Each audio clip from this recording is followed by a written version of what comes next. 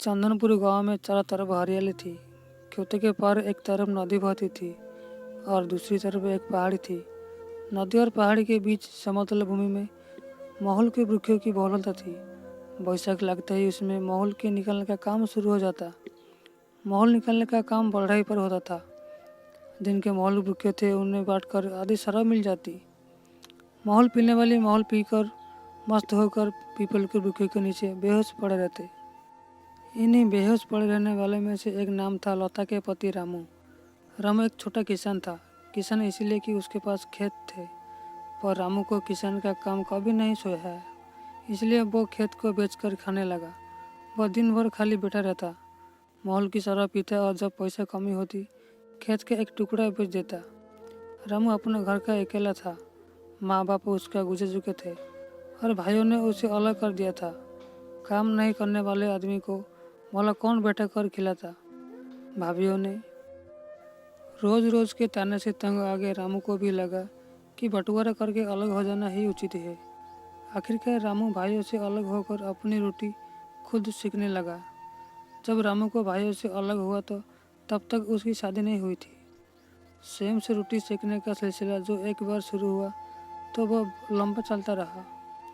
रामू की शादी नहीं हुई। भाइयों ने उसकी शादी करवाने में कोई रुचि नहीं दिखाई। उनके मन में ये बात शायद चल रही थी कि अगर रामू की शादी नहीं होगी तो आखिरकार उसके हिस्से की ज़मीन भी उन्हीं की ही हो जाएगी। जिस पुरुष की काफ़ी उम्र बीत जाने पर शादी नहीं होती उसे बड़ा कहा जाता है। शादी की उम्र रामू की कब गुजर चुकी थी एवं गांव के बड़े की श्रेणी में आ गया था। लोग पीठ पीछे उसे बड़ा कहने लगे थे। रामू सुबह में रोटियां सेक कर दिन भर खट पर पड़ा रहता था। उसने अपने हिस्से की ज़मीन को बड़े पर उठा दिया था एवं बांट कर जो मिलता था उसे गुजारा करता था और ज़रूरत होने पर खेत का एक टुकड़ा बेच देता था। गर्मी के दिनों में जो लोग महुआ का उतरने का काम करते थे वही लोग महुआ चुहाने का भी काम करते थे। रामू की शाम महुआ की मस्ती में गुजरती। एक दिन दारू के झोंके से रोटी सेकते वक्त उसका बाल बुरी तरह से जल गया। उसी दिन उसे घर में एक आदत औरत की बड़ी कमी महसूस हुई। अगर वो औरत होती तो उसे अपना बाल तो इसी तरह ही नहीं जलना पड़ता था। उसने सोचा उसी पल अपने निश्चय कर लिया कि वह कहीं से भी एक औरत का जुगाड़ करेगा। वैसे तो वो गंदे वाली एक औरत के पास जाया करता था, लेकिन उसके बारे में सोचकर उसका मन खराब हो गया। उसे वह कैसे अपने घर पर लाकर बैठा सकती है। उसके पास तो ना जाने कितने लोग जाते हैं। वो तो एक ऐसी औरत लेकर आएगी जो सिर्फ उसकी होगी। भाइयों एवं भाभीियों से तो उसे कोई उम्मीद थी नहीं। रामू जिस इलाके का था उस इलाके में जिसकी शादी नहीं हुई थी वैसे कई लोग लड़कियां खरीद कर लाए और शादी भी कर ली थी। रामू ने निश्चय किया कि वह भी अपने लिए लड़की खरीद कर लाएगा। रामू ने इस दिशा में कोशिश शुरू कर दी। उसकी कोशिश रंग लाई और वह एक औरत को खरीद कर लाने में सफल हो गया। लेकिन इस उपक्रम में उसे अपनी बहुत सारी ज़मीन बेच देनी पड़ी। फिर भी वह खुश हुआ था कि उसके घर में कोई रोटी बनाने वाली तो आ गई। वो एक गोरे रंग और तीखे नैने नक्शे वाली खूबसूरत सी औरत थी। साड़ी को उल्टा पल्लू करके पहनती थी जैसे आम बगान में औरत पहनती है। रामू और उसकी उम्र में बहुत अंतर था। गांव वाले कहते थे कि वह उसे कहीं किसी बाजार से खरीद कर लाया था, परंतु रामू इस बारे में किसी से कुछ भी बात नहीं करता था। वह लता पर जान छिड़कता था, उसकी सभी फरमाइश पूरी करता था। रामू दिन भर के बाहर खटिया पर उधर देह सोया रहता था। लता जब घर में अकेली परेशान हो जाती तो दरवाजे पर आकर खड़ी हो जाती थी।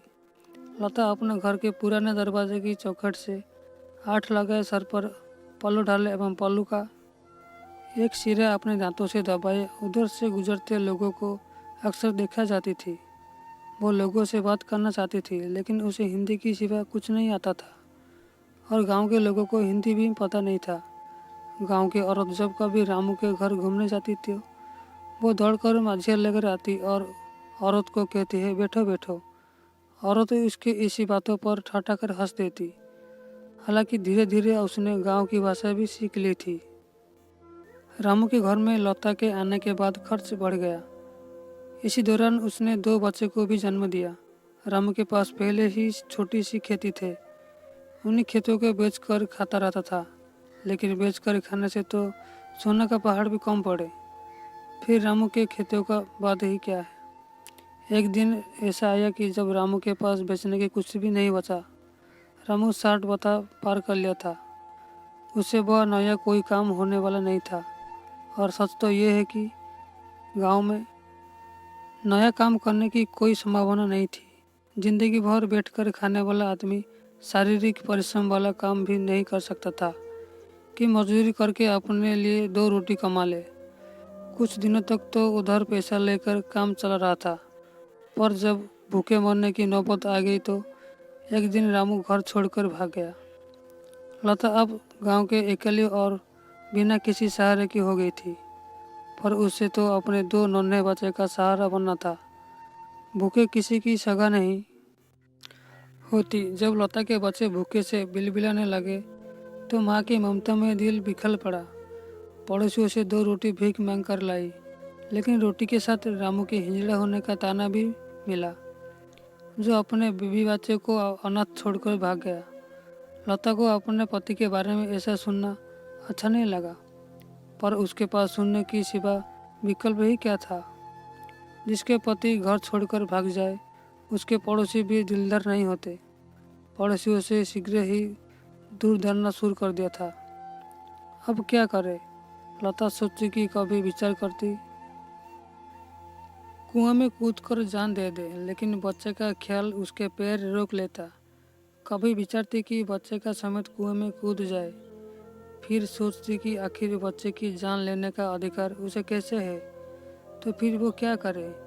वो खरीद कर लाई गई थी, इसलिए माँ बाप और मायके का संबंध तो कब का विचलित हो गया था। वह एक ऐसे वृक्ष की भांति थी जिसे जड़ से उखड़कर छोड़ दिया गया हो।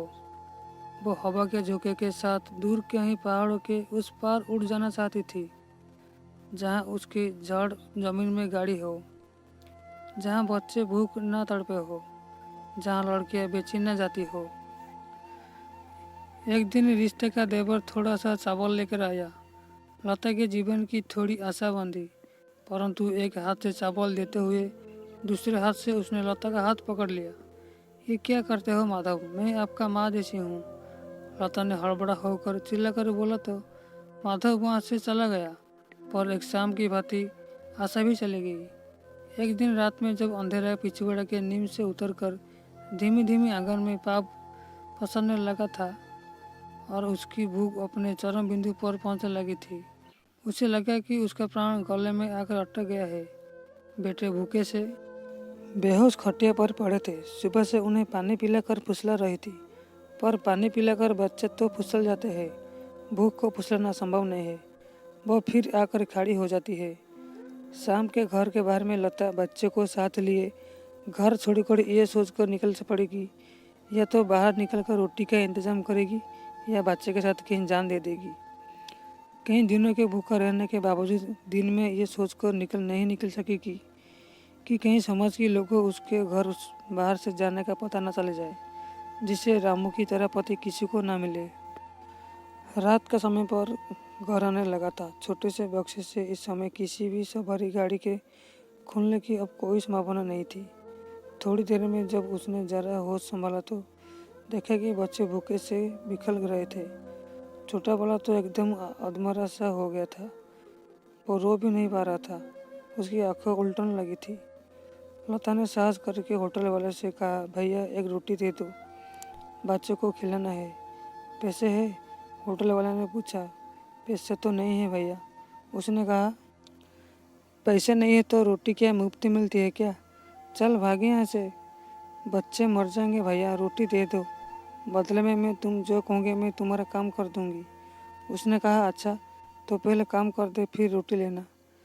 होटल वाले ने उसे कहा और देखते हुए, काम क्या है भैया बोलो। उसने मुंह से मारियल सी आवाज़ से निकाली, बच्चे को इधर चौकी पर रखो और अंदर आओ।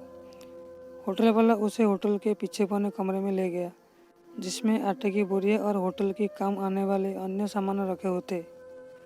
उसने उसे धक्कल कर बोरे पर गिरा।